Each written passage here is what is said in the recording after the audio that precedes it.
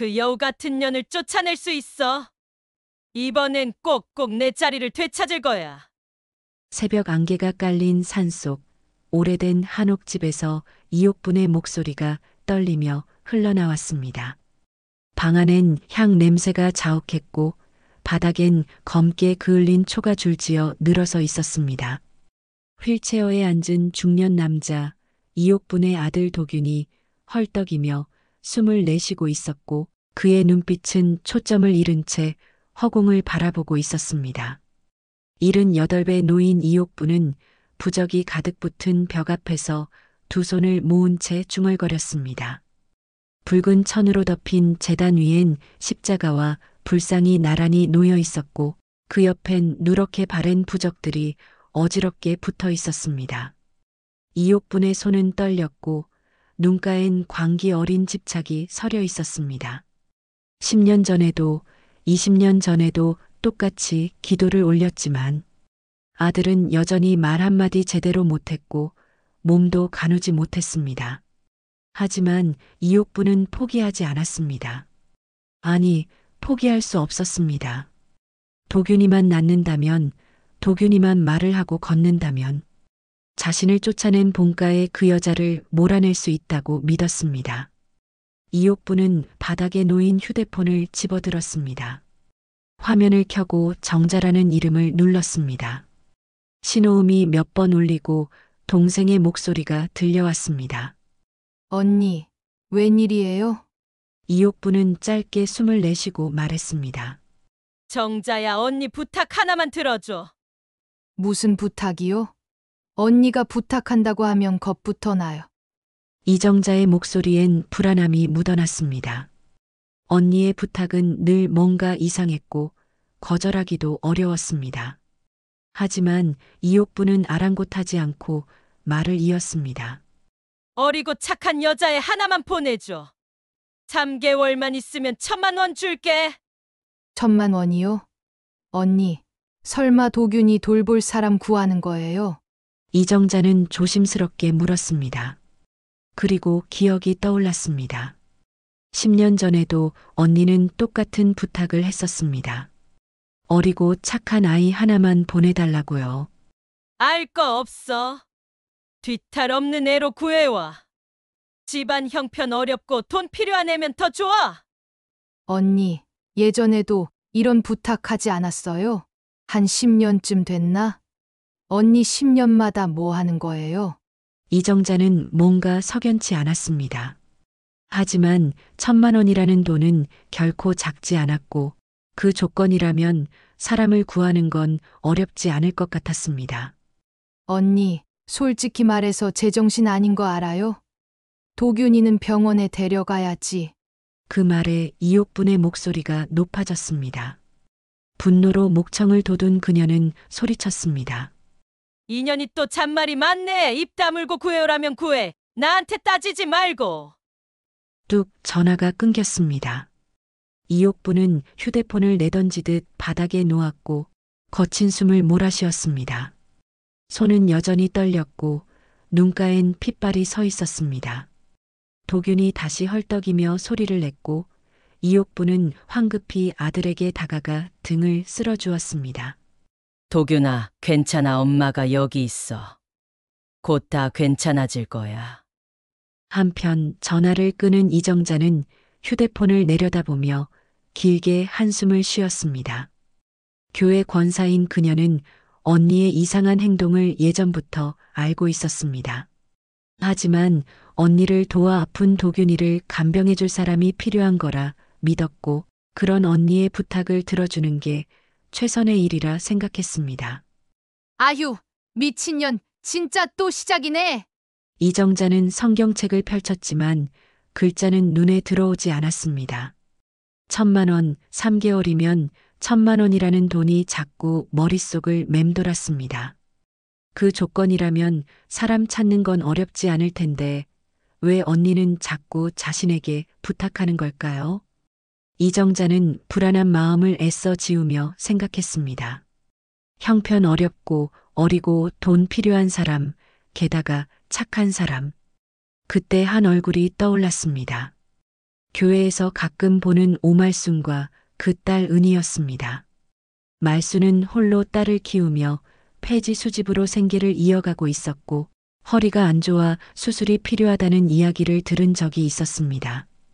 딸 은희는 28인데 고등학교 때 학교 폭력을 당해서 대인 기피증이 있다고 했습니다. 사람 많은 곳을 무서워하지만 착하고 순한 아이였습니다. 그래, 은희가 있었네. 어리고 형편도 어렵고 산속이라면 은희도 괜찮을 거야. 게다가 1,000만 원이면 말순 언니 수술도 하고 집도 고칠 수 있을 텐데. 이정자는 휴대폰을 들고 말순의 번호를 찾았습니다. 손가락이 화면 위에서 잠시 머뭇거렸지만 결국 통화 버튼을 눌렀습니다. 신호음이 울리고 말순의 목소리가 들려왔습니다. 여보세요? 말순 언니, 나 이정자예요. 혹시 은희 요즘 일 안 하죠? 네, 권사님. 은희가 아직 일을 못 구했어요. 이정자는 조심스럽게 말을 이었습니다. 언니, 좋은 일자리 하나 있는데 은희한테 소개해주고 싶어서요. 간병일인데 집이 산속에 있어서 사람도 적고 조용해서 은희한테 딱일 것 같아요. 3개월만 일하면 1,000만 원 준다고 하더라고요. 1,000만 원이요? 말순의 목소리가 잠시 멈췄습니다. 1,000만 원이라는 말에 귀가 솔깃했지만 곧바로 딸 걱정이 앞섰습니다. 은희는 사람을 무서워했고 돈이 아무리 많아도 딸이 또 상처받으면 안 됐습니다. 권사님, 근데 우리 은희가 할 수 있을까요? 애가 워낙 사람을 무서워해서요. 일이 쉬운가요? 네, 아는 집인데 장애 있는 아들 돌보는 일이에요. 산속이라 외지지만 공기 좋고 사람도 적어요. 은희 같은 착한 아이면 잘할 수 있을 것 같아요. 그리고 3개월만 일하면 되니까 부담도 없고요. 이정자는 아는 집이라고만 말했습니다. 친언니 집이라고 하면 말순이 부담스러워할 것 같았고 나중에 문제가 생기면 자신도 곤란해질 것 같았습니다. 그저 좋은 일 소개해 준 것뿐이라고 그렇게 선을 긋고 싶었습니다. 말순은 잠시 망설였습니다. 1,000만 원이면 자신의 허리 수술도 하고 집안 형편도 나아질 텐데 하지만 은희가 또 힘들어하면 어쩌나 하는 걱정이 더 컸습니다. 딸이 세상 밖으로 나갈 수 있는 기회가 생긴 것이 좋으면서도 두려웠습니다. 권사님, 은희한테 물어보고 연락드릴게요. 애가 괜찮다 하면 보내고 힘들다 하면 안 보낼게요. 전화를 끊은 말순은 긴 한숨을 내쉬었습니다. 방 안에 앉아있던 은희가 물었습니다. 엄마, 무슨 전화예요? 말순은 딸을 바라봤습니다. 28배 딸은 여전히 세상이 무서운 듯 눈빛이 불안했습니다. 하지만 말순은 천천히 입을 열었습니다. 은희야, 일자리 하나 있는데 한번 해볼래? 간병일인데 집이 산속에 있어서 사람도 없고 조용하대. 3개월만 하면 된다는데 1,000만 원 준다고 하네. 은희의 눈빛이 흔들렸습니다. 그동안 엄마 혼자 고생하는 걸 보면서 마음이 아팠습니다. 이제 자신도 뭔가 해야 한다고 생각했습니다. 엄마 허리 수술도 시켜드리고 고장난 보일러도 고치고 냉장고도 새 걸로 바꿔드리고 싶었습니다. 엄마 해볼게요. 이젠 제가 뭐라도 해야죠. 말순은 딸의 손을 꼭 잡았습니다. 기특하면서도 불안했습니다. 하지만 딸이 용기를 낸 이상 응원해주고 싶었습니다. 우리 은희가 이제 세상에 나가는구나. 그날 밤 모녀는 작은 밥상 앞에 마주 앉았습니다. 김치 한 조각, 밥 한 숟갈을 나누며 웃었지만 말순의 마음 한구석엔 불안이 가득했습니다. 은희는 엄마 몰래 휴대폰을 꺼내 계산기를 두드렸습니다. 1,000만 원, 그 돈이면 엄마 수술비와 집안 살림을 고칠 수 있었습니다. 은희는 작게 미소 지었지만 손끝은 떨렸습니다. 다음 날 아침 좁은 단칸방에 희미한 햇살이 스며들었습니다. 오말수는 새벽같이 일어나 부엌에서 된장국을 끓이고 있었고 방 한쪽에서 은희가 작은 여행 가방을 꾸리고 있었습니다. 낡은 옷가지 몇 벌과 세면도구, 그리고 엄마가 챙겨준 손수건 한 장, 가방 안엔 그것뿐이었습니다. 은희는 가방 지퍼를 천천히 잠그며 거울을 봤습니다. 28배 얼굴엔 불안함과 설렘이 뒤섞여 있었고 손끝은 미세하게 떨렸습니다. 은희야, 밥 먹어야지. 말순의 목소리가 들려왔습니다. 은희는 가방을 내려놓고 작은 식탁 앞에 앉았습니다. 된장국 한 그릇, 김치 몇 조각, 밥 한 공기, 그게 전부였지만 두 모녀는 마주보며 숟가락을 들었습니다. 말순은 딸이 밥을 먹는 모습을 한참 바라봤습니다. 고등학교 때 학폭을 당한 후로 사람을 무서워하던 딸이 이렇게 세상 밖으로 나가려 한다는 게 기특하면서도 마음이 무거웠습니다. 은희야, 힘들면 언제든 전화해. 엄마가 바로 데리러 갈 테니까. 엄마 괜찮아. 산속이라 사람도 적고 조용하다잖아. 나한텐 오히려 좋을 것 같아. 은희는 애써 밝게 웃었지만 말수는 그 웃음 뒤에 숨겨진 불안을 알 수 있었습니다. 딸은 늘 그랬습니다. 자신의 두려움을 숨기고 엄마를 안심시키려 했습니다. 말수는 딸의 손을 꼭 잡았습니다. 거칠게 굳은 손과 부드러운 손이 맞닿았고 그 온기가 서로에게 전해졌습니다. 엄마, 3달만 자라면 엄마 허리 수술도 시켜드릴 수 있어. 보일러도 고치고 냉장고도 새 걸로 바꾸고 그동안 엄마한테 짐만 됐는데 이제 내가 효도할 차례야. 말순의 눈가가 뜨거워졌습니다. 딸이 이렇게 자랐구나. 이제 혼자 세상에 나가려 하는구나 싶으니 가슴이 먹먹했습니다. 하지만 동시에 불안도 컸습니다. 산속 외딴 집, 권사님이 소개해준 집이라고 하지만 막상 보내려니 찝찝한 구석이 있었습니다. 은희야, 혹시 이상한 일 있으면 바로 나와. 돈이고 뭐고 다 필요 없으니까 내 몸만 건강하게 있어. 알았어, 엄마. 걱정 마. 두 사람은 밥을 다 먹고 설거지를 함께 했습니다. 말수는 설거지를 하면서도 자꾸 딸을 돌아봤고 은희는 엄마의 시선을 느끼며 애써 태어난 척했습니다. 그렇게 아침 시간이 흘렀고 골목 입구에서 자동차 경적 소리가 울렸습니다. 은희 씨 나왔어요? 이정자의 남편 목소리였습니다. 검은 승용차가 좁은 골목 입구에 멈춰 있었고 운전석에 중년 남자가 앉아 있었습니다. 은희는 가방을 들고 차에 올랐고 말수는 차창 밖에서 딸의 얼굴을 마지막으로 바라봤습니다. 잘 다녀와, 우리 은희. 엄마 걱정 마. 응, 엄마. 나 잘할게. 차가 천천히 출발했고 말수는 차가 골목을 벗어날 때까지 손을 흔들었습니다. 차가 보이지 않자 말수는 그제야 눈물을 닦았습니다.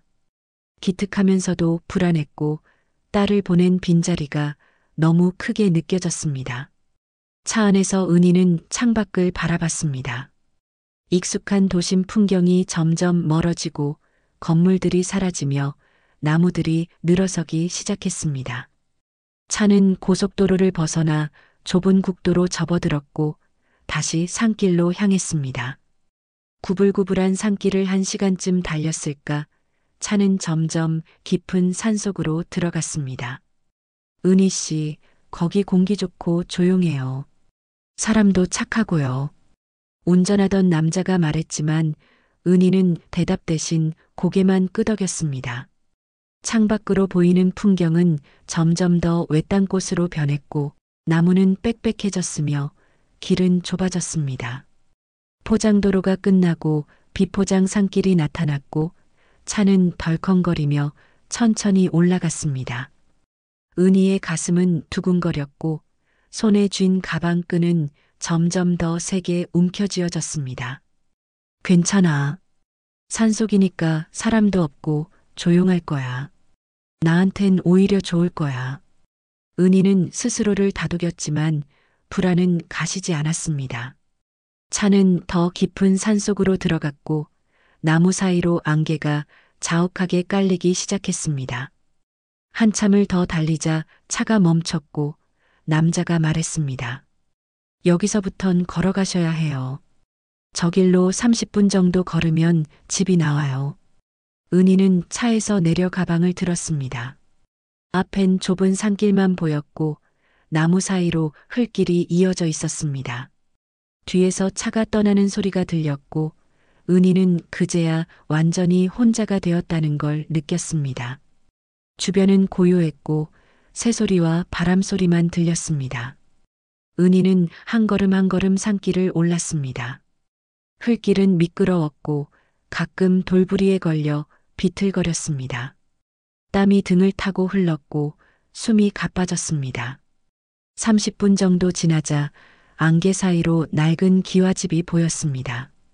대문은 굳게 닫혀 있었고 집 안에서는 향 냄새가 흘러나왔습니다. 은희는 문을 두드렸습니다. 저 여기요. 일하러 왔어요. 잠시 후 문이 열리고 백발에 놓인 이옥분이 나타났습니다. 이옥분은 은희를 보자 다정하게 미소 지었습니다. 어서 와요. 은희 씨, 먼 길 오느라 고생 많았어요. 이옥분은 은희의 손을 잡았습니다. 그 손은 차갑고 악력이 강했습니다. 은희는 순간 소름이 돋았지만 애써 웃으며 인사했습니다. 안녕하세요. 잘 부탁드립니다. 이옥분은 은희를 집 안으로 안내했고 대문이 닫히는 소리가 무겁게 울렸습니다. 그 순간 은희는 뭔가 편안하지 않은 느낌을 받았습니다. 설명할 수 없는 위화감, 차가운 손의 감촉, 향 냄새가 너무 진한 집안 뭔가 어긋나 있다는 느낌이었지만 은희는 그 느낌을 애써 무시했습니다. 이야기 계속 이어가기 전에 부탁드립니다. 구독과 좋아요는 무료입니다. 여러분의 작은 응원이 앞으로 더 많은 이야기로 보답드릴 수 있는 힘이 됩니다. 대문이 닫히고 은희는 이옥분을 따라 마당을 건넜습니다. 기와집은 오래되었지만 단정했고 마당 한쪽엔 장독대가 놓여 있었으며 다른 한쪽엔 오래된 우물이 있었습니다. 이옥분은 은희의 가방을 받아들고 안방으로 안내했습니다. 방문을 열자 향 냄새가 더욱 진하게 코를 찔렀고 은희는 순간 숨이 막히는 듯한 느낌을 받았습니다. 여기가 은희 씨가 쓸 방이에요. 좁지만 깨끗하죠? 네, 감사합니다. 은희는 가방을 내려놓고 방 안을 둘러봤습니다. 낡은 이불과 작은 옷장, 그리고 창문 하나가 전부였습니다. 창문 밖으로는 깊은 산속 풍경만 보였고 사람의 흔적은 어디에도 없었습니다. 이옥분은 은희의 어깨를 다정하게 토닥이며 말했습니다. 우리 도균이는 병이 깊어요. 은희 씨가 와줘서 정말 고마워요. 아, 환자분 성함이 도균 씨예요? 맞아요. 우리 아들 이름이에요. 우리 아들 잘 부탁해요. 은희는 고개를 끄덕였습니다. 아들을 돌봐달라는 부탁이구나 싶었고 이옥분의 다정한 목소리에 조금 안심이 되었습니다. 하지만 이옥분의 다음 말에 은희는 다시 긴장했습니다. 도균이를 만나기 전에 우선 정결하게 씻으세요. 우리 도균이는 깨끗한 기운을 좋아하거든요. 정결하게요? 그래요. 몸을 깨끗이 씻고 새 옷으로 갈아입어야 해요. 병이 깊은 아이라 조금이라도 부정한 기운이 닿으면 안 되거든요. 은희는 고개를 끄덕였습니다. 면역력이 약한 환자라 멸균 관리가 필요한 거겠거니 생각했습니다. 이옥분은 은희를 욕실로 안내했고 새 옷 한 벌을 내밀었습니다. 하얀 면 옷이었고 한복처럼 생긴 옷이었습니다. 이걸 입어야 하나요? 그래요. 정결한 옷이에요. 씻고 나서 이걸 입으세요. 은희는 옷을 받아들고 욕실로 들어갔습니다. 물을 틀고 몸을 씻으면서도 계속 불안한 기분이 들었습니다. 뭔가 이상했습니다. 병원도 아닌데 왜 이렇게까지 깨끗하게 씻어야 하는 걸까요? 하지만 은희는 그 생각을 떨쳐냈습니다. 첫날부터 이상하게 보이면 안 되니까요. 은희는 몸을 깨끗이 씻고 하얀 옷을 입었습니다. 거울을 보니 마치 제사를 지낼 때 입는 옷 같았고 은희는 왠지 모를 서늘함을 느꼈습니다. 욕실 밖으로 나오자 이옥분이 기다리고 있었습니다. 이옥분은 은희를 보자 만족스러운 듯 고개를 끄덕였습니다. 그래요. 이제 정결해졌네요. 도균이를 만나러 가요. 이옥분은 은희를 안방으로 안내했습니다. 방문을 열자 휠체어에 앉은 중년 남자가 보였습니다. 도균이었습니다. 45살의 남자는 몸이 굽어 있었고 고개를 제대로 들지 못했으며 눈빛은 초점을 잃은 듯 흐릿했습니다. 은희는 순간 놀라 한 걸음 뒤로 물러섰습니다. 이옥분이 말했습니다. 도균아, 이분이 너를 돌봐주러 오신 은희 씨예요. 인사해. 도균은 천천히 고개를 들어 은희를 바라봤습니다. 입술이 떨리며 무언가 말하려 했고 침이 입가로 흘렀습니다. 어눌한 목소리가 흘러나왔습니다. 예, 무슨 말을 하려는 듯 했지만 알아듣기 어려웠습니다. 은희는 불편한 마음의 시선을 돌렸고 이옥부는 은희의 어깨를 다정하게 토닥이며 말했습니다. 우리 아들이 은희 씨를 마음에 들어 하나 봐요. 처음 보는 사람한텐 말도 안 하는데. 그 손길이 닿는 순간 은희의 등줄기에 소름이 돋았습니다. 차가운 손, 강한 악력, 그리고 뭔가 집착 어린 시선이 느껴졌습니다. 은희는 애써 웃으며 말했습니다. 제가 잘 돌봐드릴게요. 그런데 제가 구체적으로 어떤 일을 하면 될까요? 이옥부는 부드럽게 웃으며 은희의 손을 꼭 잡았습니다. 걱정 마. 어려운 일 아니야. 우리 도균이랑 같이 있어주고 밥 먹여주고 말벗이 되어주면 돼. 내일부터 천천히 알려줄게. 오늘은 피곤할 테니 저녁 식사 전까지 쉬고 있어. 은희는 고개를 끄덕였습니다. 생각보다 일이 어렵지 않을 것 같아 조금 안심이 되었습니다. 이옥부는 은희를 다시 방으로 안내했고 저녁 식사를 준비하겠다며 부엌으로 향했습니다. 저녁 식사는 간소했습니다. 된장국과 나물 몇 가지, 밥 한 공기가 전부였습니다. 이옥부는 은희와 마주 앉아 밥을 먹으며 말했습니다. 은희 씨, 앞으로 3개월 동안 잘 부탁해요. 네, 열심히 하겠습니다. 이옥부는 잠시 은희를 바라보더니 부드럽게 웃으며 말했습니다. 그런데 말이에요. 내가 나이가 많으니 말 편히 해도 될까요? 그게 더 편할 것 같아서요. 은희는 잠시 망설였지만 거절할 이유가 없었습니다. 오히려 존댓말을 쓰는 게 더 어색할 수도 있었습니다. 네, 그럼 그렇게 할게요. 그래, 고마워. 그럼 오늘 밤 우리 도균이를 위해 기도 좀 하자. 기도요? 그래, 우리 도균이가 빨리 나으려면 정성을 들여야 해. 기도실에서 1시간만 기도하면 돼. 은희는 고개를 끄덕였습니다. 종교적인 집안인가 보다 생각했고 거부할 이유도 없었습니다. 저녁을 먹고 이옥부는 은희를 기도실로 안내했습니다. 복도 끝 작은 방 문을 열자 은희는 숨이 멎는 듯한 충격을 받았습니다. 방 안엔 십자가와 불상이 나란히 놓여 있었고 벽엔 붉은 천이 드리워져 있었으며 천 위엔 부적이 수십 장 붙어 있었습니다. 바닥엔 촛불이 켜져 있었고 향이 피어 올랐으며 제단 위엔 알 수 없는 그릇들이 놓여 있었습니다. 종교와 무속이 뒤엉킨 기괴한 공간이었습니다. 여기서 기도를 하나요? 은희의 목소리가 떨렸습니다. 이옥부는 다정하게 미소 지으며 말했습니다. 그래, 여기가 우리 도균이를 위한 기도실이야. 1시간만 정갈하게 기도하고 나오렴. 은희는 뒤로 한 걸음 물러났습니다. 뭔가 잘못됐다는 생각이 들었습니다. 나가야 한다는 생각이 들었지만 이옥분이 은희를 밀어 방 안으로 밀어 넣었습니다. 들어가렴. 1시간만 있으면 돼. 찰칵 문이 잠기는 소리가 들렸습니다. 은희는 황급히 문을 잡아당겼지만 문은 꿈쩍도 하지 않았습니다. 저 문 열어주세요. 문 좀 열어주세요. 은희가 소리쳤지만 밖에서는 아무 대답도 없었습니다. 이옥분의 발소리가 멀어지고 은희는 혼자 기도실에 갇혔습니다. 촛불이 흔들리고 향 연기가 방 안을 가득 채웠으며 십자가와 불상이 어둠 속에서 은희를 내려다봤습니다. 은희는 구석에 웅크려 앉아 떨리는 손으로 무릎을 껴안았습니다.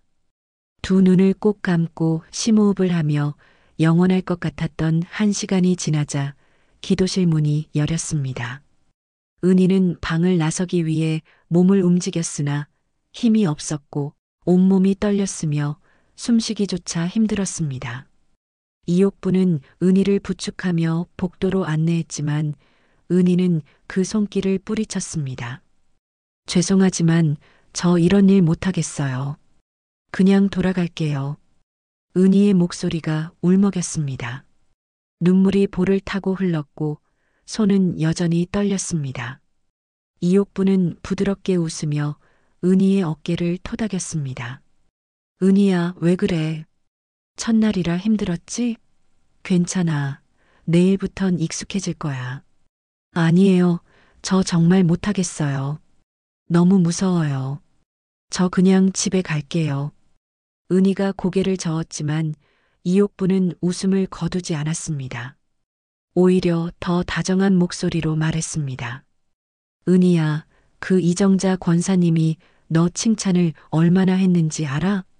다른 사람 다 거절하고 너만 기다렸는데 이제 와서 못한다고 가면 위약금은 누가 낼래? 위약금이요? 은희의 목소리가 떨렸습니다. 위약금이 무엇인지는 알았지만 계약서도 쓰지 않았고 하루밖에 일하지 않았는데 정말 내야 하는 건지 확신할 수 없었습니다. 은희는 사회생활을 거의 해본 적이 없었고 이런 상황에서 어떻게 대처해야 하는지 몰랐습니다. 하지만 이옥분의 단호한 목소리에 겁이 났습니다. 이옥분은 고개를 끄덕이며 말했습니다. 그럼 한 달 안에 그만두면 위약금 200만 원이야. 내가 낼 수 있어? 200만 원이요? 은희는 입술을 깨물었습니다. 200만 원, 그 돈은 은희에게 천문학적인 금액이었습니다. 엄마는 폐지 수집으로 겨우 생계를 이어가고 있었고 자신은 일한 지 하루밖에 안 됐습니다. 정말 위약금을 내야 하는 걸까요? 은희는 불안했지만 확신할 수 없었습니다. 이옥부는 은희의 침묵을 보며 계속 말을 이었습니다. 은희야, 나쁜 마음 먹고 하는 말 아니야. 권사님한테도 미안하고 너도 힘들게 여기까지 왔는데 3달만 참으면 1,000만 원이야. 그 돈이면 내가 하고 싶은 거 다 할 수 있잖아. 은희는 고개를 숙였습니다. 3달만 참으면 1,000만 원이라는 돈을 받을 수 있다는 생각이 들었습니다. 그 돈이면 엄마 수술도 시켜드릴 수 있고 보일러도 고치고 냉장고도 바꿀 수 있었습니다. 은희는 눈물을 닦으며 작게 중얼거렸습니다. 3달만 참자. 이옥부는 속으로 미소를 지었습니다. 얘는 순진해서 잘 속아 넘어가네. 세상 물정도 모르고 위약금이고 뭐고 그냥 겁만 주면 되는구나. 이옥부는 만족스러운 듯 고개를 끄덕이며 은희를 방으로 안내했습니다. 잘 생각했어. 오늘은 푹 쉬어. 내일 아침 일찍 일어나야 해. 은희는 방으로 들어가 가방을 찾았습니다. 엄마한테 전화해서 괜찮다고 말하고 싶었습니다. 하지만 가방이 보이지 않았습니다. 은희는 방 안을 둘러봤습니다. 옷장도 열어보고 이불 밑도 뒤져봤지만 가방은 어디에도 없었습니다. 휴대폰도 찾을 수 없었습니다. 제 가방 어디 있어요? 휴대폰은요? 은희가 황급히 방 밖으로 나가 이옥분을 찾았습니다. 이옥부는 부엌에서 설거지를 하고 있었고 은희의 목소리를 듣자 천천히 돌아봤습니다. 가방? 아, 내 짐 말이야? 네, 제 짐이랑 휴대폰이 없어요. 어디 있어요? 이옥부는 손을 닦으며 은희에게 다가왔습니다. 그 얼굴엔 여전히 다정한 미소가 있었지만 눈빛만은 차갑게 빛났습니다. 은희야, 여기선 정결하게 지내야 해. 내가 가져온 건 다 부정한 기운이 묻어 있어. 그러니까 내가 제공한 것만 사용해야 해. 내 짐은 내가 보관할게. 하지만 휴대폰은요? 엄마한테 전화해야 하는데요. 전화는 나중에 해. 지금은 정갈하게 지내는 게 중요해. 조상님 앞에선 잡념이 죄야. 은희는 할 말을 잃었습니다. 휴대폰도 없고 짐도 없고 이제 완전히 갇힌 기분이었습니다. 하지만 이옥분의 눈빛이 무서워서 더 이상 묻지 못했습니다. 은희는 방으로 돌아와 이불 위에 쓰러지듯 누웠습니다. 며칠이 흘렀습니다. 은희는 매일 아침 일찍 일어나 도균을 돌봤고 밥을 먹이고 말벗이 되어 주었습니다. 도균은 말을 제대로 못했지만 은희를 보면 미소를 지었고 어눌하게 무언가 말하려 했습니다. 은희는 점점 익숙해지는 것 같았지만 밤마다 기도실에 갇히는 시간만은 여전히 공포였습니다. 휴대폰이 없어서 엄마한테 연락도 못했고 시간이 얼마나 지났는지도 정확히 알 수 없었습니다. 일주일이 지났습니다. 그날 저녁 이옥부는 은희를 기도실로 불렀습니다. 은희는 이제 익숙해졌다며 기도실로 들어갔지만 이번엔 뭔가 달랐습니다. 제단 위에 작은 그릇이 놓여 있었고 그 옆엔 면도칼이 있었습니다. 은희야, 앉아봐. 은희는 불안한 마음에 제단 앞에 앉았습니다. 이옥부는 면도칼을 집어들고 은희의 팔을 잡았습니다. 얼마나 정갈해졌는지 보자. 뭐 하시는 거예요? 은희가 팔을 빼려 했지만 이옥분의 악력은 강했습니다. 면도칼이 은희의 팔을 스쳤고 작은 상처에서 피가 방울방울 떨어졌습니다. 은희는 비명을 질렀지만 이옥부는 웃으며 말했습니다. 이게 죄를 씻는 피란다. 정결해지려면 피를 흘려야 해. 피가 그릇에 떨어지고 은희는 공포에 질려 몸을 떨었습니다.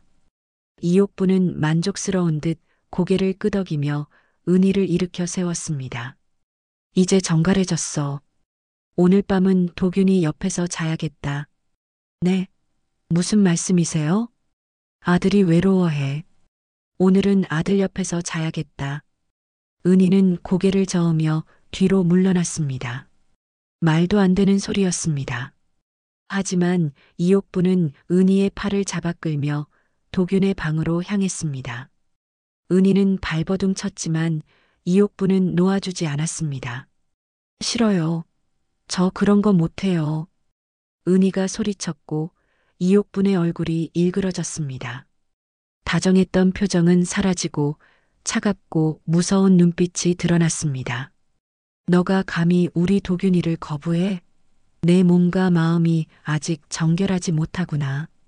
곡기를 끊어야 진정으로 깨끗해질 수 있어. 여기서 내 죄를 씻어내도록 해.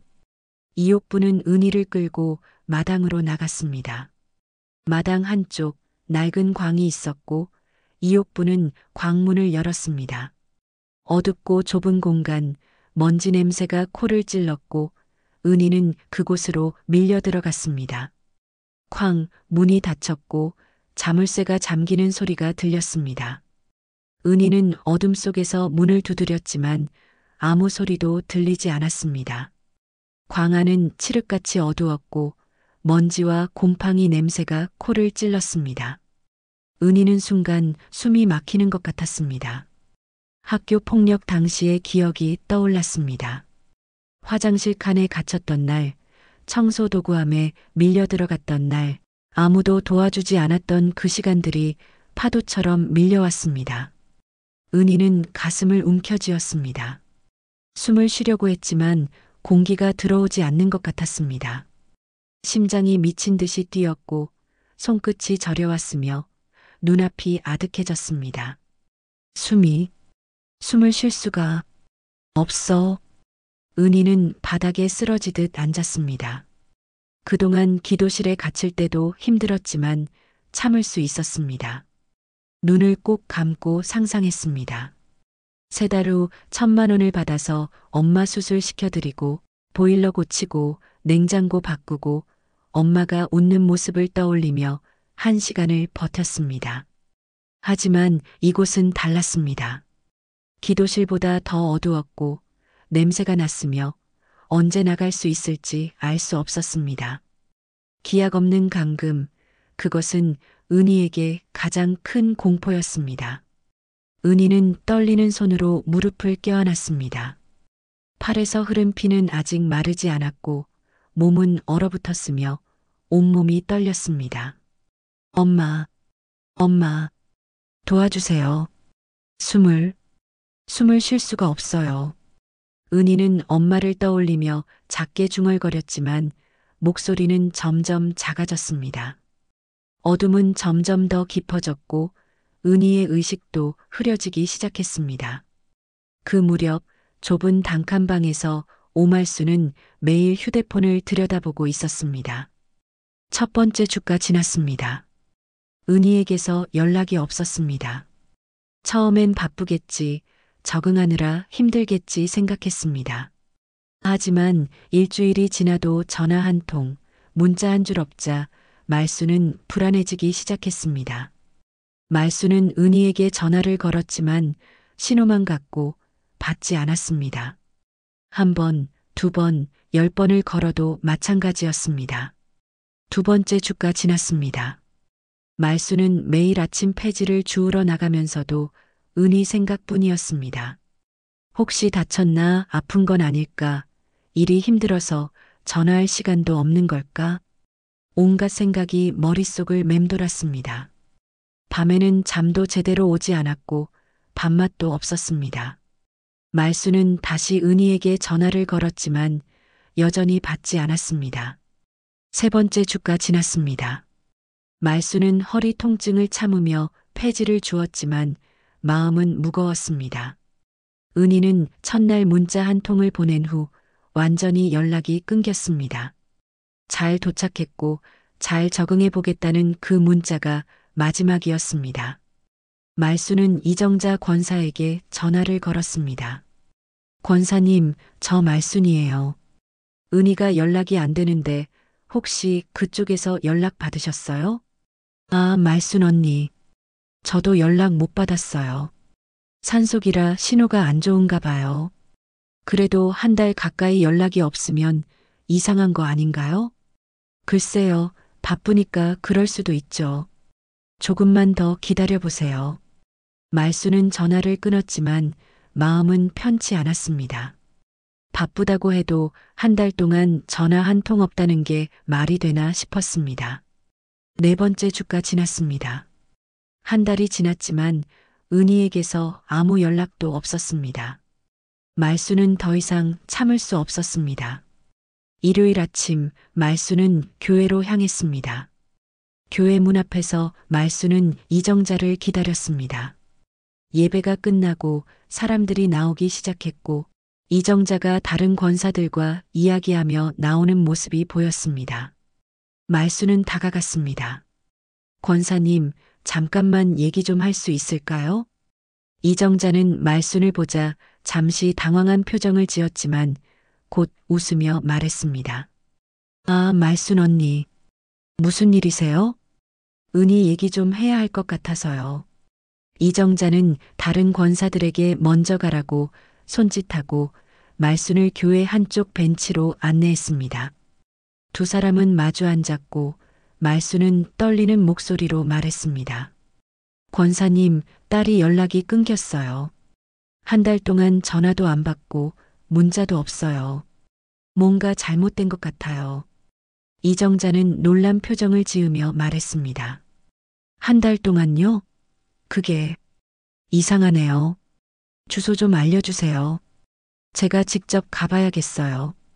이정자는 잠시 망설였습니다. 손을 꼭 쥐었다 폈다 하며 시선을 피했고 입술을 깨물었습니다. 말수는 그 모습을 보며 불안이 더 커졌습니다. 권사님, 왜 그러세요? 주소 알려주세요. 그게 뭐가 문제예요? 주소도 모르면서 제 딸을 보낸 거예요? 말순의 목소리가 높아졌습니다. 이정자는 당황하며 주변을 둘러봤습니다. 교회 사람들이 쳐다보고 있었습니다. 이정자는 작게 한숨을 쉬고 가방에서 수첩을 꺼냈습니다. 주소는 있긴 있어요. 근데 저도 그 집 잘 몰라요. 잘 모른다니요? 이정자는 거짓말을 했습니다. 친언니 집이라는 걸 밝히면 무슨 일이 생겼을 때 자신도 엮일 것 같았습니다. 책임지고 싶지 않았습니다. 말순 언니, 솔직히 말씀드릴게요. 그 집은 제가 직접 아는 집이 아니에요. 그냥 건너 소개받은 집이에요. 언니 형편이 어려운 거 아니까 좋은 조건이라 생각해서 소개해 준 건데. 말순의 얼굴이 굳어졌습니다. 목소리가 떨렸습니다. 그럼 권사님도 그 집을 잘 모른다는 거예요? 제 딸을 보냈는데? 죄송해요, 언니. 저도 좋은 일이라고 생각했어요. 1,000,000원이면 큰 돈이잖아요. 은희한테 도움이 될 거라고 생각했고, 지금 그게 중요한 게 아니잖아요. 제 딸이 한 달 동안 연락이 없다고요. 말순의 눈가가 붉어졌고 손은 주먹을 쥐었다 폈다 반복했습니다. 이정자는 떨리는 손으로 수첩을 넘겨 주소를 찾았습니다. 여기요, 여기 주소 있어요. 답답하시면 한번 가보세요. 산속이라 찾기 어려울 수도 있는데.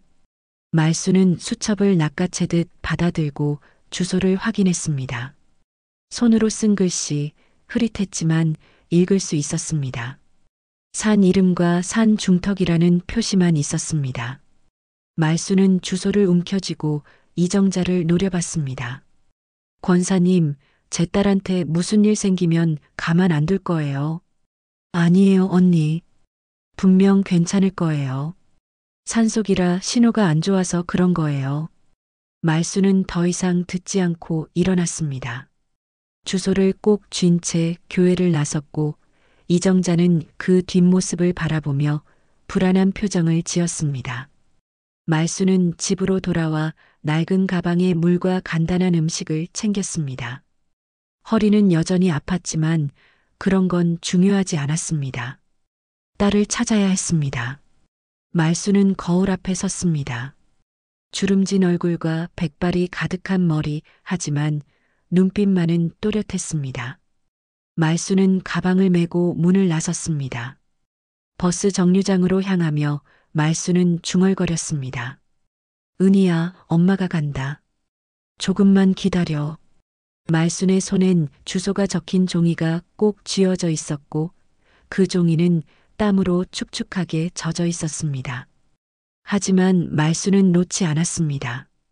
딸을 찾을 때까지, 딸을 만날 때까지 절대 놓지 않을 것이었습니다. 말수는 버스에 올랐고 버스는 천천히 산으로 향했습니다. 창밖으로 익숙한 풍경이 사라지고 나무들이 늘어서기 시작했습니다.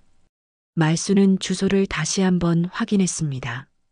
산 중턱, 그곳 어딘가에 딸이 있을 것이었습니다. 버스가 산 입구에서 멈췄고 말수는 가방을 메고 내렸습니다. 앞엔 깊은 산길만 보였고 사람의 흔적은 거의 없었습니다. 말수는 한 걸음 한 걸음 산길을 올랐습니다. 허리가 아팠지만 멈추지 않았고 숨이 가빠도 계속 걸었습니다. 딸을 찾아야 했습니다. 은희를 만나야 했습니다. 산길은 생각보다 가파랐습니다. 말수는 한 걸음 한 걸음 올라가며 숨을 몰아쉬었습니다. 허리는 욱신거렸고 다리는 떨렸지만 멈출 수 없었습니다. 가방을 맨 어깨가 무거웠고 땀이 등을 타고 흘렀습니다. 말수는 주소가 적힌 종이를 다시 꺼내 확인했습니다. 산 이름 그리고 산 중턱이라는 표시만 있었습니다. 산속에 집이 있다던 말이 떠올랐습니다. 하지만 이렇게까지 깊은 산속일 줄은 몰랐습니다. 1시간쯤 걸었을까요? 길은 점점 좁아졌고 나무는 더 빽빽해졌습니다. 포장도로는 이미 끝났고 흙길도 희미해져 갔습니다. 말수는 주변을 둘러봤습니다. 나무와 풀만 가득했고 집의 흔적은 어디에도 보이지 않았습니다. 이상했습니다. 집이 있다면 적어도 표지판이나 이정표가 있어야 하는데 아무것도 없었습니다. 말수는 계속 걸었습니다. 그러다 갈림길을 만났습니다. 두 갈래로 나뉜 길, 어디로 가야 할지 알 수 없었습니다. 말수는 오른쪽 길을 선택했고 10분쯤 걸어 올라갔습니다. 하지만 길은 점점 더 좁아지고 험해졌으며 결국 나무에 막혀 더 이상 갈 수 없었습니다. 말수는 다시 돌아와 왼쪽 길로 접어들었습니다. 왼쪽 길도 마찬가지였습니다. 조금 올라가자 길이 사라지고 풀숲만 펼쳐졌습니다. 말수는 당황했습니다. 길을 잃은 것 같았습니다. 주변을 둘러봐도 같은 풍경만 반복되었고 어디가 어디인지 알 수 없었습니다. 말수는 휴대폰을 꺼냈지만 신호가 잡히지 않았습니다. 산속 깊은 곳이라 그런가 보다 생각하며 말수는 다시 걸었습니다. 해가 서쪽으로 기울기 시작했습니다. 말수는 점점 초조해졌습니다. 이렇게 헤매다가 날이 어두워지면 어쩌나 하는 불안이 커졌습니다. 하지만 돌아갈 수도 없었습니다. 딸이 어딘가에 있을 텐데 그냥 돌아갈 수는 없었습니다. 말수는 계속 산을 올랐습니다. 그때 앞에서 인기척이 들렸습니다. 말수는 멈춰 섰습니다. 나무 사이로 한 남자가 걸어오고 있었습니다. 60대 후반으로 보이는 남자는 등에 커다란 광바구니를 메고 있었고 손에는 호미를 들고 있었습니다. 10만이었습니다. 말수는 반가운 마음에 다가갔습니다. 저기 실례지만 여쭤봐도 될까요? 10만이는 말순을 보고 멈춰 섰습니다. 의아한 표정으로 말순을 위아래로 훑어봤습니다. 아주머니, 이 깊은 산에 어쩐 일이세요? 제가 찾는 집이 있는데요. 산속에 한옥집이 있다던데 환자를 돌보는 일을 한다고 들었어요. 혹시 아세요? 10만이는 잠시 생각하더니 고개를 끄덕였습니다. 아, 그 집 말이에요? 이 길은 아니에요. 아주머니가 올라온 길은 등산로예요. 그럼 어디로 가야 해요? 제 딸이 거기 있어요. 꼭 찾아야 해요. 말순의 목소리가 떨렸습니다. 10만이는 말순의 절박한 표정을 보고 잠시 망설이더니 입을 열었습니다. 이 근처에 한옥집은 딱 하나 있긴 해요. 근데 그 집 좀 이상하다던데요. 이상하다니요? 어떻게요? 10만이는 불편한 표정을 지으며 말했습니다. 늘 향 냄새가 나요. 낮에도 밤에도. 제가 가끔 약초 캐러 이 근처 오는데 그 집 지날 때마다 향 냄새가 진동을 해요. 그리고 가끔 이상한 소리도 들려요. 비명 같기도 하고 울음소리 같기도 하고. 집은 높은 담장으로 둘러싸여 있어서 안이 안 보이는데 뭔가 음침해요.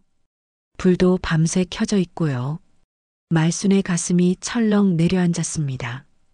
향 냄새, 이상한 소리, 밤새 켜진 불, 모든 게 불길했습니다.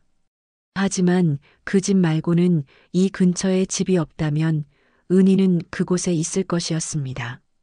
그 집, 거기로 가요. 어떻게 가야 해요? 10만이는 난처한 표정을 지었습니다. 아주머니, 그 집은 정말 이상해요. 혼자 가지 마세요. 제 딸이 거기 있어요. 한 달 동안 연락이 끊겼어요. 제발 길 좀 알려주세요. 말순의 눈에 눈물이 고였습니다. 10만이는 한숨을 쉬고 고개를 끄덕였습니다. 알겠어요. 제가 안내해 드릴게요. 근데 혼자 들어가시면 위험해요. 제가 밖에서라도 지켜볼게요. 정말 고마워요. 같이 가주세요. 신만이는 말순을 앞장서서 걸었습니다. 길은 등산로에서 벗어나 옆으로 난 좁은 오솔길로 이어졌습니다. 풀이 무릎까지 올라왔고 나무가지가 얼굴을 스쳤습니다. 말순은 신만이를 따라 조심스럽게 걸었습니다. 20분쯤 걸었을까요? 신만이가 멈춰섰고 손으로 앞을 가리켰습니다. 저기 보이세요? 저기 안개 사이로 보이는 게 그 한옥집이에요. 말순은 눈을 가늘게 뜨고 앞을 바라봤습니다. 안개가 자욱하게 깔린 사이로 낡은 기와집이 희미하게 보였습니다. 담장이 높았고 대문은 굳게 닫혀 있었습니다. 집 안에서는 희미한 불빛이 새어나왔고 향 냄새가 바람을 타고 진하게 흘러왔습니다. 말순은 그 냄새를 맡자 어지러움을 느꼈습니다. 저 집이에요. 아주머니, 정말 조심하세요. 제가 여기서 기다리고 있을게요. 뭔가 이상하면 바로 나오세요. 말순은 고개를 끄덕였습니다. 신만이는 나무 뒤에 숨어 집을 바라봤고 말순은 천천히 집으로 다가갔습니다. 한 걸음 한 걸음 다가갈수록 향 냄새는 더 진해졌고 불길한 느낌은 더 커졌습니다. 하지만 말순은 멈추지 않았습니다. 딸이 저 집 안에 있을 것이었습니다. 은희를 만나야 했습니다. 말순은 대문 앞에 섰습니다. 대문은 낡았지만 튼튼해 보였고 높은 담장은 안을 가렸습니다. 말순은 숨을 깊게 들이마시고 대문을 두드렸습니다. 저기 누구 없어요? 안에서 아무 소리도 들리지 않았습니다. 말순은 다시 문을 두드렸습니다. 이번엔 더 세게, 더 강하게 두드렸습니다. 은희야, 은희야, 엄마야. 말순의 목소리가 산속에 울려 퍼졌지만 대답은 없었습니다. 말순은 문을 잡아당겼지만 문은 꿈쩍도 하지 않았습니다. 잠겨 있었습니다. 말순은 다시 문을 두드렸고 이번엔 주먹으로 세게 쳤습니다. 누구 없어요. 은희야, 엄마 왔어. 나무 뒤에서 지켜보던 신만이가 조심스럽게 다가왔습니다. 담장은 사람 키보다 높았고 안이 전혀 보이지 않았습니다. 신만이는 말순의 어깨를 붙잡으며 말했습니다. 아주머니, 차라리 경찰에 신고하세요. 신만이가 주머니에서 휴대폰을 꺼내려는 순간 대문 안에서 발소리가 들렸습니다. 찰칵 자물쇠가 열리는 소리가 났고 대문이 천천히 열렸습니다. 백발의 노인 이옥분이 나타났습니다. 이옥분은 말순과 신만이를 번갈아 보며 차갑게 말했습니다. 지금 경건하게 기도 중인데 누가 부정타게 문을 두드려요? 말순은 이옥분을 보자 본능적으로 느꼈습니다. 이 사람이 뭔가 숨기고 있다는 것을, 딸이 이 집 안에 있다는 것을요. 말순은 한 걸음 앞으로 나서며 떨리는 목소리로 물었습니다. 제 딸 어디 있어요? 은희, 정은이요. 한 달 전에 여기 왔어요. 이옥부는 잠시 말순을 바라보더니 고개를 저었습니다. 모르는 이름인데요. 여긴 그런 사람 없어요. 거짓말 마세요. 이정자 권사가 소개했어요. 이옥분의 얼굴이 굳어졌습니다. 눈빛이 차갑게 변했고 목소리는 낮아졌습니다. 돌아가세요. 여긴 함부로 들어올 곳이 아니에요. 이옥분이 문을 닫으려는 순간 말순은 문을 밀어젖혔습니다. 67세의 노인이었지만 딸을 향한 모정은 그 어떤 힘보다 강했습니다. 이옥분이 비틀거리며 뒤로 물러났고 말순은 집 안으로 들어갔습니다. 은희야, 은희야. 말순은 마당을 가로질러 방문을 열었습니다. 첫 번째 방은 비어 있었습니다. 두 번째 방을 열자 휠체어에 앉은 중년 남자가 보였습니다. 도균이었습니다. 도균은 말순을 보자 놀란 듯 몸을 떨었고 어눌한 소리를 냈습니다. 말순은 다음 방으로 뛰어갔습니다. 복도 끝 작은 방문을 열자 기도실이 나타났습니다. 십자가와 불상, 부적이 가득한 기괴한 공간, 바닥엔 촛불이 켜져 있었고 향이 피어오르고 있었습니다. 하지만 은희는 없었습니다. 말수는 다시 마당으로 나왔습니다. 그때 마당 한쪽 낡은 광이 눈에 들어왔습니다. 자물쇠가 채워진 광, 말수는 직감적으로 알았습니다. 은희가 거기 있다는 것을요. 은희야. 말수는 광으로 달려갔습니다. 자물쇠를 잡아당기려는 순간 이옥분이 뒤에서 말순을 붙잡았습니다. 안 돼. 거기 들어가면 안 돼. 왜요? 내 딸이 여기 있잖아요. 말순과 이옥분이 실랑이를 벌였습니다. 두 노인의 손이 자물쇠를 향해 뻗었다, 당겨졌다 반복했고 그 소리에 방 안의 도균이 불안해하기 시작했습니다. 도균은 휠체어에서 몸을 비틀었고 숨소리가 거칠어졌습니다. 이옥부는 광 앞에서 말순과 싸우느라 아들을 보지 못했습니다. 도균의 불안은 점점 커졌고 몸은 심하게 떨리기 시작했습니다. 거품을 물었고 눈이 뒤집혔으며 발작이 시작되었습니다. 도균은 휠체어에서 앞으로 쏟아지듯 넘어졌고 손이 기도실 문틈으로 들어가며 촛대를 건드렸습니다. 쾅! 촛대가 넘어지며 촛불이 바닥에 떨어졌습니다. 순식간에 불길이 번졌습니다. 기도실 바닥에 깔린 붉은 천에 불이 붙었고 벽에 붙은 부적들이 타오르기 시작했습니다. 연기가 피어오르며 마당까지 번져나왔습니다. 나무 뒤에서 지켜보던 신만이가 연기를 보고 뛰어들어왔습니다. 불이야, 불이야.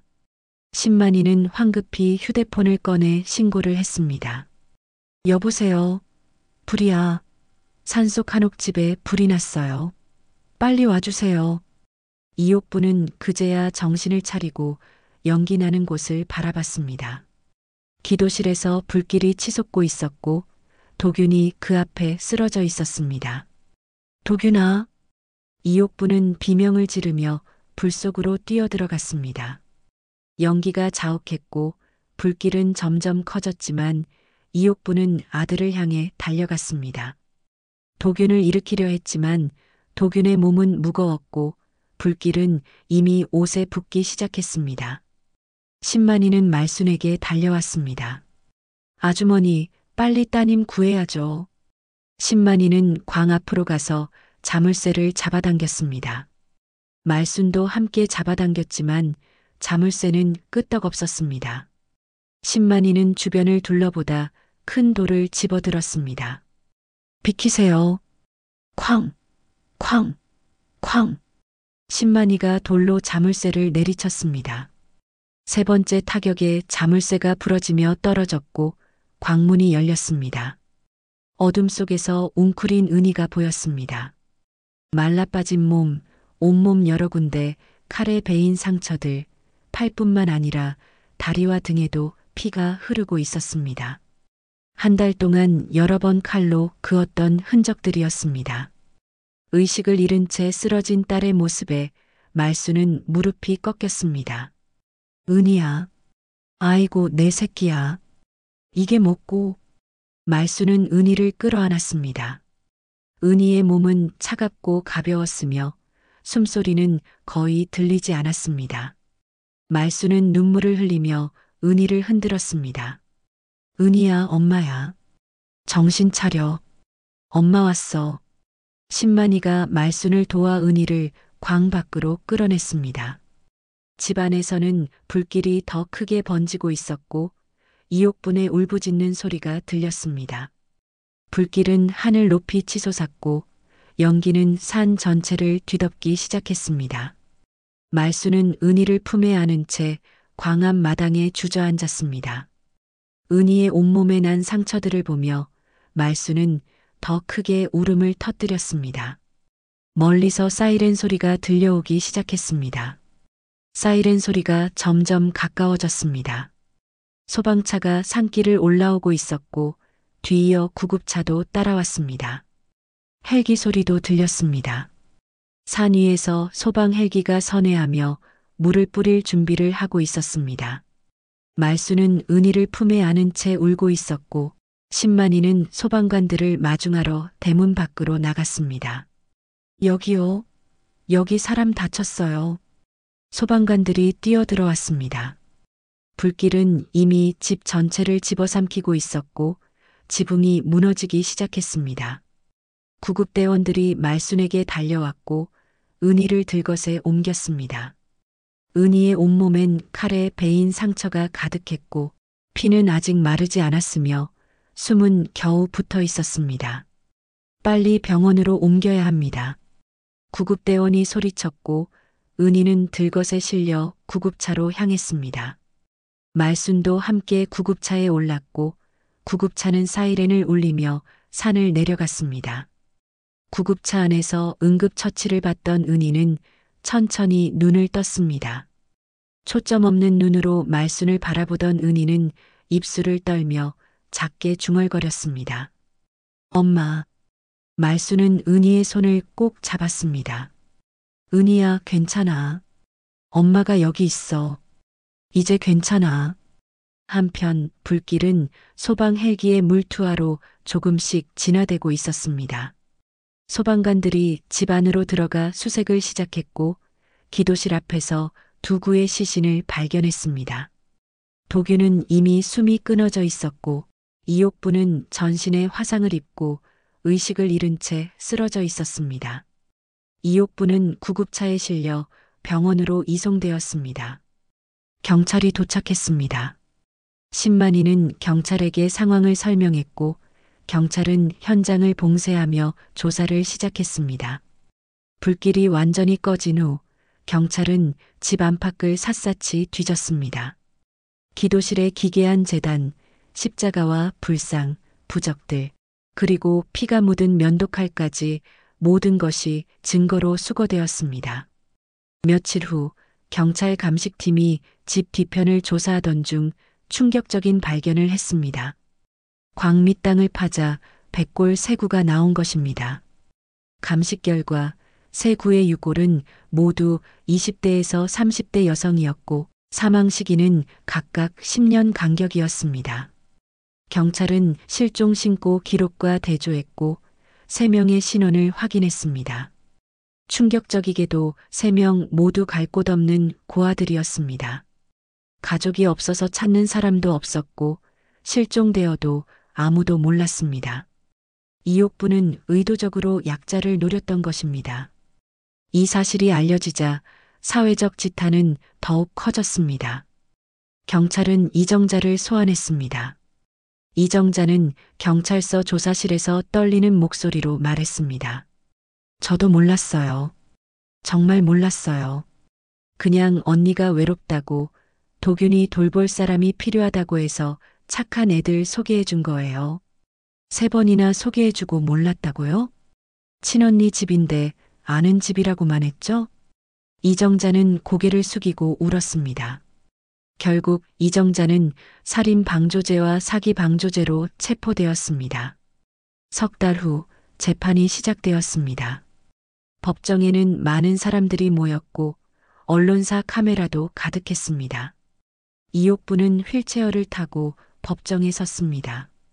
전신 화상으로 얼굴과 몸 곳곳에 흉터가 남아 있었습니다. 검사는 살인죄, 강금죄, 폭행죄, 사기죄, 강요죄 등 여러 혐의를 나열했습니다. 증인으로 은희가 출석했습니다. 은희는 여전히 여위였지만 병원 치료를 받으며 회복 중이었습니다. 은희는 떨리는 목소리로 증언했습니다. 저는 한 달 동안 그 집에 갇혀 지냈습니다. 처음엔 환자를 돌보는 일이라고 했지만 첫날부터 이상했습니다. 휴대폰과 제가 가져간 짐을 모두 빼앗았습니다. 부정한 기운이 묻어 있다며 저 사람이 주는 옷만 입고 주는 음식만 먹으라고 강요했습니다. 그래야 정갈해진다면서요. 매일 밤 기도실에 갇혔고 면도칼로 제 팔과 다리를 여러 번 그었습니다. 죄를 씻는 피라고 했습니다. 은희는 잠시 말을 멈추고 떨리는 손으로 눈물을 닦았습니다. 그리고 저 사람의 아들 옆에서 자라고 강요했습니다. 제가 거부하자 곡기를 끊어야 한다며 광에 가뒀습니다. 한 달 가까이 거의 굶었고 엄마한테 연락도 할 수 없었습니다. 법정이 숙연해졌습니다. 이옥부는 은희를 바라보며 중얼거렸습니다. 부정 탔어. 내가 정결하지 못해서 도균이가 못 낳은 거야. 판사가 물었습니다. 피고인 반성하십니까? 이옥부는 고개를 저었습니다. 우리 도균이만 낳으면 내가 다시 그 집으로 가서 내 자리 되찾을 수 있었어요. 도균이도 장남 대접 받을 수 있었어요. 기도 중에 부정 탔기 때문에 안 된 거예요. 제대로 정결하게 했으면 도균이는 나았을 거예요. 법정이 술렁였습니다. 판사는 정신감정을 명령했고 감정 결과 망상장애가 있지만 20년간 계획적으로 범행을 저질렀기에 책임 능력이 있다고 판단되었습니다. 판사는 무기징역을 선고했습니다. 이정자에게는 징역 10년과 은희에게 손해배상 5천만 원을 명령했습니다. 이옥부는 교도소에 수감되었지만 이상행동을 멈추지 않았습니다. 밤마다 도균아, 도균아를 외쳤고 다른 수감자들에게 기도해야 해, 정결해야 해라며 강요했으며 난동을 부렸습니다. 결국 교도소 측에서 정신감정을 재차 요청했고 치료감호가 필요하다는 판정이 나왔습니다. 이옥부는 치료감호소로 이송되어 평생 격리 수용되었습니다. 한편 종갓집에서는 처음 이혼했으니 관계없다며 발뺌했습니다. 하지만 언론에서 명문 종갓집, 장애 아들과 아내 내쫓고 살인마 만들어라는 기사가 나가며 사회적 지탄이 쏟아졌습니다. 결국 체면과 압박에 못 이겨 종갓집은 합의금 3억 원을 지급했습니다. 국가에서도 범죄 피해자 지원금과 의료비, 트라우마 치료비를 전액 지원했습니다. 말수는 은희의 도움으로 허리 수술을 받았고 두 모녀는 새 전세집으로 이사했습니다. 은희는 트라우마 치료를 받으며 천천히 회복하고 있었습니다. 아직 사람이 많은 곳은 무서웠지만 엄마와 함께라면 괜찮았습니다.